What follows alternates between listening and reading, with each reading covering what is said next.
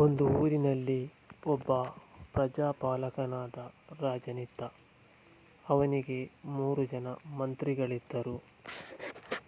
ಈ 3 ಜನ ಮಂತ್ರಿಗಳಲ್ಲಿ ಒಳ್ಳೆಯವರು ಮತ್ತು ಕುತಂತ್ರಿಗಳೂ ಇದ್ದರು. ಆದರೆ ರಾಜನ ಎದುರಲ್ಲಿ ಸಭ್ಯನಂತೆ ವರ್ತಿಸಿ ಒಳಗೊಳಗೆ ರಾಜನ ಆಜ್ಞೆಯನ್ನು ನಿರ್ಲಕ್ಷಿಸುತ್ತಿದ್ದರು. ರಾಜ ಅದೊಂದು ದಿನ ತನ್ನ 3 ಮಂತ್ರಿಗಳನ್ನು ಬಳಿಗೆ ಕರೆಯುತ್ತಾನೆ.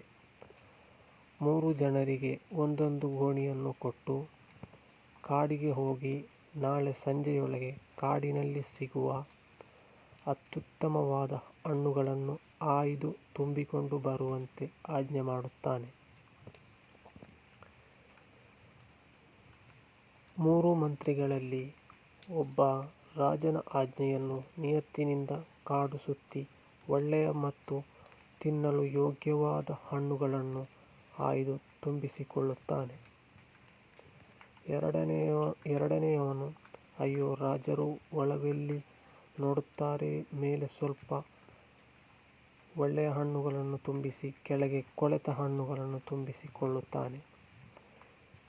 ಇನ್ನು 3ನೆಯವನು, ಅಯ್ಯೋ, ರಾಜ ನೋಡುವುದೇ ಇಲ್ಲ, ಯಾರು ಕಾಡು ಸುತ್ತಿ ಹಣ್ಣು ಆರಿಸಿ ತರುವುದು ಎಂದು ತರಗೆಲೆ ಮತ್ತು ಕಸಕಡ್ಡಿ ತುಂಬಿಕೊಂಡು ಹೋಗುತ್ತಾನೆ. ಮಾರನೇ ದಿನ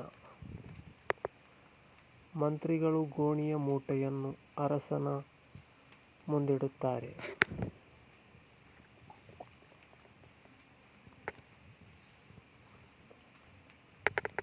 ಅರಸ ಅದನ್ನು ಪರೀಕ್ಷಿಸುವುದಿಲ್ಲ.